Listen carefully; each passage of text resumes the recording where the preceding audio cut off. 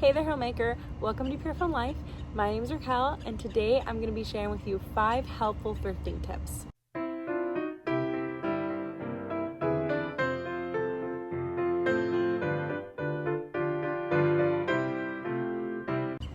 On this channel, I share about joyful homemaking, traditional motherhood, and Christian lifestyle.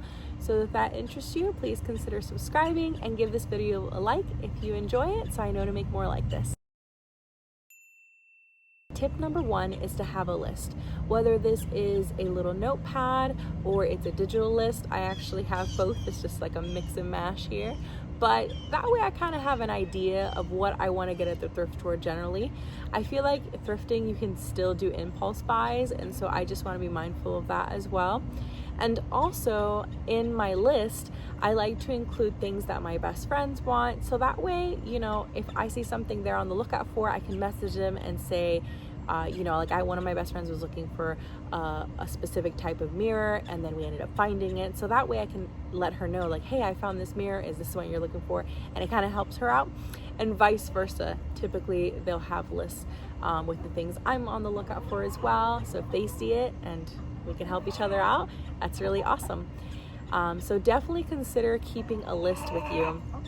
So that way you don't make impulse buys, and then that way you can help your friends out and they can help you out as well if possible.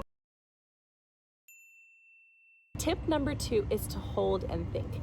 If you're not sure about an item, instead of just automatically like walking away from it and being like, oh, I'm really not sure, I'll come back to it, I like to hold items inside of my cart, because there could be someone who's looking for that same item. Let's say it's a cookie jar and I was like, oh, this is a really cute one, and then by the time I come back to that section, someone else could have already grabbed it.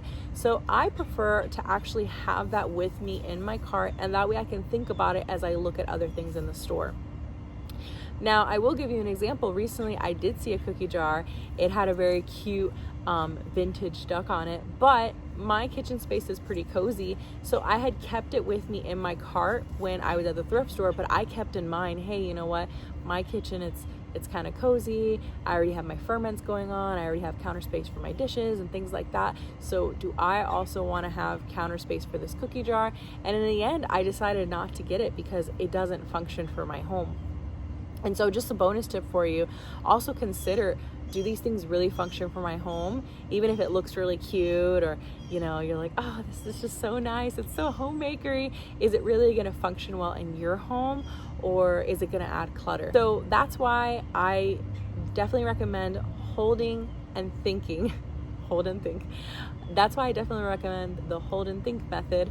This way, if you love something, you're not going to miss it if someone comes up and grabs it. And if you're unsure about it and it really doesn't end up working for your space, you didn't end up making an impulse buy because you already had that mentality, hey, you know what, I'm going to hold on to this and I'm just going to think about it. Tip number 3 is to ask a friend. If you're still unsure about something that you have in your cart after doing the hold and think method, I find it helpful to actually call one of my friends. My best friends, have that homemaker mentality. And a lot of times, my husband's busy with work. So it's nice to know, hey, let me call one of my friends and they can tell me, does this seem like it's going to function for my space? They've either been to my house or they've seen my house before and kind of know, like, is it really going to fit in here? Is it going to be great? Or if if I'm thinking, like recently I got these glass mixing bowls, and there were like 4 of them in the store once, and I was so excited because I've been looking for mixing bowls. But I called my friend Brienne and I was like, I don't know, should I get all of these? Should I get some of these? What size should I get? And I know the decision's ultimately up to me, but what helped me about talking to her was being like, hey, which ones are you actually going to use? Just, because you're shopping, you kind of get that emotion, that excitement, and it helps me to talk to someone and to see, oh, you know what? Yeah, it's bringing me back down to earth. Yeah, you know what? I really don't need all these mixing bowls. I can just do a few. At that time, I got those mixing bowls, and then I also wanted to get a few stainless steel ones so that way I could have a mix of stainless steel and glass to replace the plastic ones in our kitchen. So if I had gotten all the mixing bowls, then, that just might have been a lot for my space, and she helped me to see that. So this is why I find it helpful to have a friend that you can ask, if possible, about, you know, something you found at the thrift, to decide if you're going to get it if you're unsure. Tip number 4 is to shop on different days.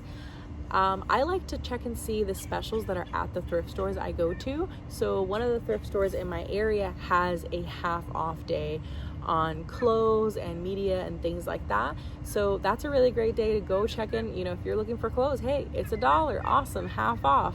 But maybe another thrift store down the street has it on Tuesdays. Well, then if you're available to go thrifting on Tuesday, you can go there. So I like to kind of shop around different days and see what specials they have going on. And also, maybe some days, you know, you go on a Friday morning and you're like, you know what, it just seems like it's so busy in this thrift, where maybe Friday afternoon it's not as busy and you're able to maybe take your time without like worrying about people being around. Whatever really functions for you, but I would really consider trying out different days for shopping. And on this note, my husband also calls this next one man shopping. But I like to go on different days of the week to the thrift, even when we're just going for an outing.